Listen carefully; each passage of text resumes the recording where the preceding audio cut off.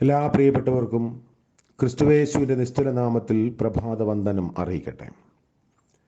ഇന്നത്തെ നമ്മുടെ ധ്യാനത്തിനായി വെളിപ്പാട് പുസ്തകം 6-ാം അധ്യായം 15-ാം വാക്യം മുതൽ 7-ാം അധ്യായത്തിൻ്റെ 1-ാം വാക്യം വരെ. വെളിപ്പാട് 6:15 മുതൽ 7:1 വരെ.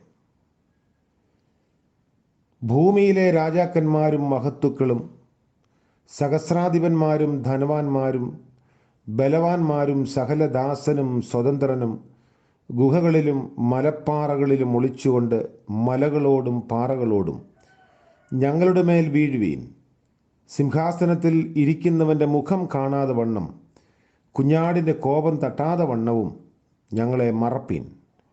അവരുടെ മഹാകോപ ദിവസം വന്ന് ആർക്ക് നിൽപ്പാൻ കഴിയും എന്ന് പറഞ്ഞു. അതിനുശേഷം ഭൂമിമേലും കടലിന്മേലും യാതൊരു വൃക്ഷത്തിന്മേലും കാറ്റ് ഊതാതിരിക്കേണ്ടതിന് 4 ദൂതന്മാർ ഭൂമിയിലെ 4 കാറ്റും പിടിച്ചുകൊണ്ട് ഭൂമിയുടെ 4 കോണിലും നിൽക്കുന്നത് ഞാൻ കണ്ടു. കർത്താവിൻ്റെ പരിശുദ്ധനാമം വാഴ്ത്തപ്പെടുമാറാകട്ടെ.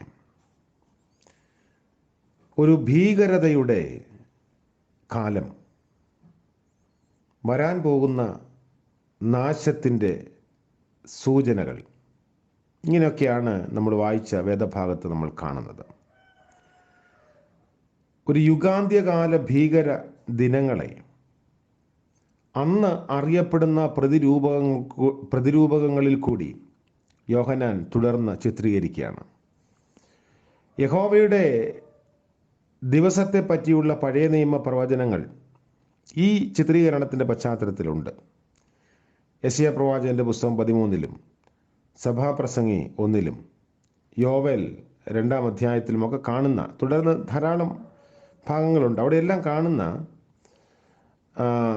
പശ്ചാത്തലം ഡേ ഓഫ് ദ ലോർഡ്, യഹോവയുടെ ദിവസത്തിൻ്റെ ലക്ഷണങ്ങൾ എന്തൊക്കെയാണ്, പ്രകൃതിയുടെ പ്രതിഭാസങ്ങൾ എങ്ങനെയെല്ലാമാണ് അത് നമ്മെ അറിയിക്കുന്നത്, അല്ലെങ്കിൽ അതിൻ്റെ മാറ്റം, ഇങ്ങനെയെല്ലാം യോഹന്നാൻ ഈ ഭാഗത്ത് ചിത്രീകരിക്കാൻ ശ്രമിക്കുന്നു. ഭീകരതയുടെ ദർശനത്തെപ്പറ്റി 3 കാര്യങ്ങളാണ് ഇവിടെ പ്രത്യേകം എടുത്തു പറയുന്നത്. ഒന്ന്, ഭീകരതയുടെ ഒരു സാർവത്രിക സ്വഭാവമുണ്ട്. 15-ഉം 16-ഉം വാക്യത്തിൽ ലോകത്തിലെ സർവ്വവിധ മനുഷ്യരെയും ഉൾക്കൊള്ളിച്ചിരിക്കുന്നു. ഭൂമിയിലെ രാജാക്കന്മാരും മഹത്തുക്കളും ബലവാന്മാരും സകലദാസന്മാരും സ്വതന്ത്രരും സഹസ്രാധിപന്മാരും ധനവാന്മാരും ഗുഹകളിലും മലപ്പാറകളിലും ഒളിച്ചുകൊണ്ട് മലകളോടും പാറകളോടും ഞങ്ങളുടെ മേൽ വീഴുവീൻ, സിംഹാസനത്തിൽ ഇരിക്കുന്നവൻ്റെ മുഖം കാണാതെ വണ്ണം, കുഞ്ഞാടിൻ്റെ കോപം തട്ടാതെ വണ്ണവും ഞങ്ങളെ മറപ്പീൻ. ദൈവക്രോധത്തിൻ്റെ ന്യായവിധിയിൽ നിന്ന് തെറ്റി ഒഴിയാൻ ആർക്കും കഴിയില്ല. ഭൂമിയിലെ രാജാക്കന്മാരിൽ റോമ ചക്രവർത്തിമാർ ഉൾപ്പെടും. മഹത്തുക്കൾ റോമ ചക്രവർത്തിയുടെ കീഴിലുള്ള നാടുവാഴികൾ ആയിരുന്നു. അവരാണ് സഭയുടെ പീഡനത്തിന് നേരിട്ട് ഉത്തരവാദികൾ. ബലവാന്മാരെന്ന് പറയുന്നത് പട്ടാള മേധാവികളാണ്. അപ്പോൾ ആർക്കും ഒഴിഞ്ഞു മാറി നിൽക്കാനാവാത്ത വിധം ഒരു വലിയ ഭീകരത ഭൂമിക്ക് സംഭവിക്കാൻ പോകുന്നു എന്ന ദർശനമാണ് ഒന്നാമത് കാണുന്നത്. 2, യഹോവയുടെ ദിവസം. യോഹന്നാൻ ദർശിക്കുന്ന ഭീകരതയുടെ കാഠിന്യം നമ്മളിവിടെ കാണുമ്പോൾ കുഞ്ഞാടിൻ്റെ കോപം ഭയന്ന് എല്ലാവരും മലകളിലും പാറകളിലും ഒളിക്കാൻ ശ്രമിക്കുന്നു. കുറ്റബോധത്തിൻ്റെ ഏറ്റവും പ്രഥമ പ്രതികരണം ദൈവം മുമ്പിൽ നിന്ന് ഒളിച്ചോടുക എന്നതാണ്. ഉൽപ്പത്തി പുസ്തകം 3-ാം അധ്യായത്തിൽ ആദവും ഹവ്വയും ചെയ്യുന്നതും അതുതന്നെയാണ്. ദൈവത്തിൽ നിന്ന് ഒളിച്ചോടിപ്പോവുക. വലിയൊരു കുറ്റബോധമുണ്ട്. അങ്ങനെ രക്ഷപ്പെടുന്നതിനും യഹോവയുടെ ദിവസത്തെ നേരിടുന്നതിനും സാധിക്കാതെ വണ്ണം ഒളിച്ചോടി ഗുഹകളിലും പാറകളിലും മറയാൻ ശ്രമിക്കുക. ഒരു പാപി ഏറ്റവും ഭയപ്പെടുന്നത്, മരണത്തെക്കാൾ അധികം ഭയപ്പെടുന്നത് ദൈവ സാന്നിധ്യത്തെയാണ് എന്ന വസ്തുത യോഹന്നാന്റെ ദർശനം വ്യക്തമാക്കുന്നു. കർത്താവായ യേശുക്രിസ്തുവിൻ്റെ വീണ്ടെടുപ്പ് ഇതിന് പരിഹാരമാണ്. അവൻ മുഖാന്തരം ദൈവം ലോകത്തെ തന്നോട് നിരപ്പിക്കുന്നു.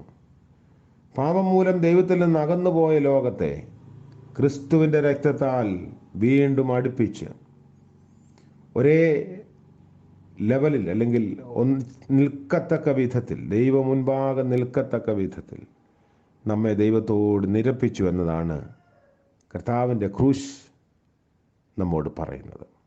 മൂന്നാമത്തെ ഒരു കാര്യം, ഇവിടെ യോഹന്നാൻ കുഞ്ഞാടിൻ്റെ കോപത്തെ പറ്റി പറയുന്നത് ഒരു വിരോധാഭാസമായി കാണാം. കുഞ്ഞാട് ശാന്തതയുടെയും സൗമ്യതയുടെയും പ്രതീകമാണ്. എന്നാൽ വെളിപ്പാട് പുസ്തകത്തിലെ കുഞ്ഞാട് വളരെ വ്യത്യസ്തമാണ്. ദൈവക്രോധം കേവലം വിദ്വേഷത്തിൻ്റെയും വിനാശത്തിൻ്റെയും ശക്തിയല്ല.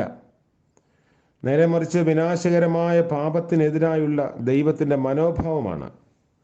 അത് സ്നേഹത്തിൽ നിന്ന് ഉത്ഭവിക്കുന്നതാണ്. അപ്പോൾ എന്തുകൊണ്ടായിരിക്കും കുഞ്ഞാടിൻ്റെ കോപം അവരുടെ മേൽ തട്ടാതെ വണ്ണം മറപ്പീൻ എന്ന് പറയുന്നത്? അവരുടെ മഹാകോപ ദിവസം വന്നു, ആർക്ക് നിൽപ്പാൻ കഴിയുമെന്ന് പറഞ്ഞു. കുഞ്ഞാടിൻ്റെ രക്തത്താൽ വീണ്ടെടുക്കപ്പെട്ട ലോകം, അല്ലെങ്കിൽ ദൈവജനം, അതിൽ നിന്ന് വ്യതിചലിച്ചു പോകുമ്പോൾ വില കൊടുത്തവൻ്റെ കോപം, വില കൊടുത്തവൻ്റെ ദൃഷ്ടി നമ്മുടെ മേൽ ഒരു ആയുധം പോലെ പായുകയാണ്. മൂന്നാം ചിന്ത അതാണ് നമ്മെ ഓർമ്മിപ്പിക്കുന്നത്.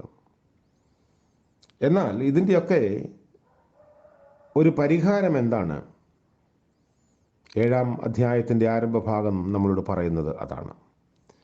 7-ാം മുദ്ര പൊട്ടിക്കുന്നതിന് മുൻപുള്ള ഒരു മുൻകരുതൽ നടപടി ഇവിടെ കാണുന്നു.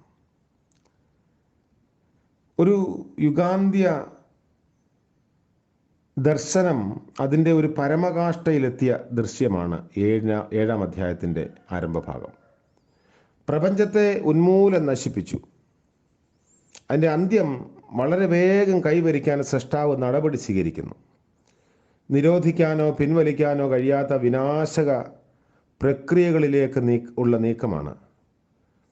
7-ാം മുദ്ര പൊട്ടിച്ചു കഴിഞ്ഞാൽ അത് സംഭവിക്കും, പിന്നെ രക്ഷയില്ല. ആകയാൽ 7-ാം മുദ്ര പൊട്ടിക്കുന്നത് കുറേ നേരത്തേക്ക് തടഞ്ഞു വയ്ക്കുന്നു. നശീകരണത്തിന് മുൻപുള്ള സ്വജന രക്ഷാ നടപടിക്ക് വേണ്ടിയാണ് ഇങ്ങനെ ചെയ്യുന്നത്. 17-ാം അധ്യായം മുഴുവൻ ഈ ഒരു കരുതൽ നടപടിയുടെ ദൃശ്യങ്ങളാണ്. സ്വന്തം പൗരന്മാരും ശത്രുക്കളും ഇടകലർന്ന പാർക്കുന്നിടത്ത് അണുവായുധങ്ങൾ തൊടുത്തു വിടുന്നതിന് മുൻപ് സ്വന്തം ജനത്തെ സംരക്ഷണ മാർഗങ്ങളിലേക്ക് മാറ്റുന്നതാണ് വൻശക്തി രാജ്യങ്ങളൊക്കെ ചെയ്യുന്നത്. ഭീകര നശീകരണത്തിലുള്ള കഠോര ശക്തികൾ അഴിച്ചുവിടുന്നതിന് മുൻപ് വിശുദ്ധന്മാർക്ക് സംരക്ഷണം ഉറപ്പുവരുത്താൻ ഉടയവൻ ശ്രദ്ധിക്കുന്നത് ഇവിടെ രേഖപ്പെടുത്തുന്നു. പ്രപഞ്ചത്തിൻ്റെ സംരക്ഷണത്തിനോ നശീകരണത്തിനോ ചുമതലയുള്ള 4 വൻ സേനാ നായകന്മാർ, അല്ലെങ്കിൽ ദൈവദൂതന്മാർ, സ്വർഗത്തിൽ നിന്ന് ഏതോ രഹസ്യ നിർദ്ദേശം ലഭിച്ചാൽ എന്ന പോലെ മർമ്മസ്ഥാനങ്ങളിൽ നിലയുറപ്പിച്ചിരിക്കുന്നു. കുറേ നേരത്തേക്ക് നശീകരണ നടപടികൾ നിർത്തിയിരിക്കുന്നതായി കാണുന്നു. ഒരു സ്ഫോടനാത്മകമായ അവസ്ഥയാണ്. ഏത് സമയത്തും എന്തും സംഭവിക്കാം, എന്ത് നടപടിയും ഉണ്ടാകാം. ഇസ്രായേൽ ജനം മിസ്രയീമിൽ നിന്ന് പുറപ്പെടുന്നതിന് മുൻപ് സംഹാരദൂതൻ വരുന്ന ചിത്രമുണ്ട്. അപ്പോൾ സംഹാരദൂതൻ ഇസ്രായേൽ ജനതയുടെ ഭവനങ്ങളിൽ നിന്ന് ഒഴിഞ്ഞു പോകാൻ അവിടെ കുഞ്ഞാടിൻ്റെ രക്തം കട്ടളക്കാലിന്മേലും കുറുമ്പടിമേലും അടയാളമായി പുരട്ടാൻ ദൈവം അവരോട് പറഞ്ഞു. പുതിയ ദിനത്തിൻ്റെ പ്രഭാതത്തിൽ നമ്മുടെ കോട്ട എന്ന് പറയുന്നത് കർത്താവിൻ്റെ രക്തമാണ്.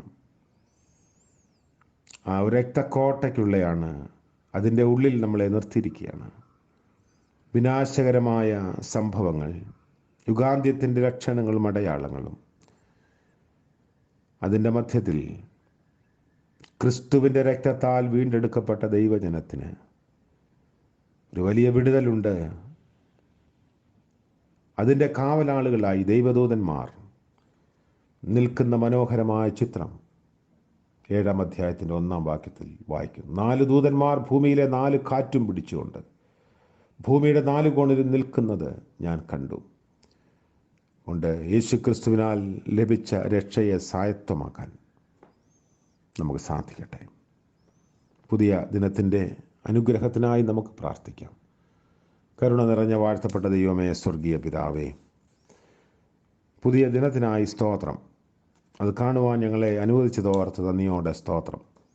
ഇന്നത്തെ പകൽക്കാല ജീവിതത്തിൽ മാറ്റമില്ലാത്ത ദൈവം തമ്പുരാൻ്റെ കരുണ ഞങ്ങൾക്ക് നൽകണമേ. കർത്താവേ, വരാമായിരിക്കുന്ന ആപത്തിനർത്ഥങ്ങൾ വിടുവിക്കണമേ. സംഭവ ബഹുലതകൾ നിറഞ്ഞ ലോകത്ത് ഞങ്ങൾ പാർക്കുമ്പോൾ കർത്താവേ, അങ്ങയുടെ സംരക്ഷണം, കാവൽ, കൃപ അതിനുവേണ്ടി പ്രാർത്ഥിക്കുന്നു. ദൈവഹിതം നിറവേറ്റപ്പെടുന്നതിന് ഞങ്ങളെ തന്നെ വിധേയപ്പെടുത്തുന്നു. ഇന്ന് പ്രഭാതം മുതൽ പ്രദോഷം വരെ മാറാത്ത സാന്നിധ്യം കൊണ്ട് നിറയ്ക്കുകയും ആലോചനകൾ നൽകി വഴി നടത്തുകയും ചെയ്യണമേ. ആകാത്ത കാര്യങ്ങളും വിചാരങ്ങളും ഞങ്ങളുടെ ജീവിതത്തെ അലട്ടാതെ വണ്ണം ഞങ്ങളെ തന്നെ സൂക്ഷിപ്പാനുള്ള ബലം നൽകണമേ. ഇന്ന് ജന്മദിനം ആഘോഷിക്കുന്ന പ്രിയപ്പെട്ടവർക്ക് വേണ്ടിയും വിവാഹവാർഷികം ആഘോഷിക്കുന്നവർക്ക് വേണ്ടിയും പ്രത്യേകം പ്രാർത്ഥിക്കുന്നു. അനുഗ്രഹത്തിൻ്റെയും നന്മയുടെയും സന്തോഷത്തിൻ്റെയും ഒരു പുതുവർഷം ദൈവം ദാനം ചെയ്യണമേ. യേശു മശിഹ മൂലം ഞങ്ങളുടെ പ്രാർത്ഥന കൃപയോടെ കേൾക്കുമാറാകണമേ. ആമേൻ. സർവശക്തിയുള്ള ത്രിയേക ദൈവത്തിൻ്റെ കാവലും കൃപയും അനുഗ്രഹവും നാം എല്ലാവരോടും കൂടെ എന്നേക്കും ഉണ്ടായിരിക്കുമാറാകട്ടെ. ആമേൻ.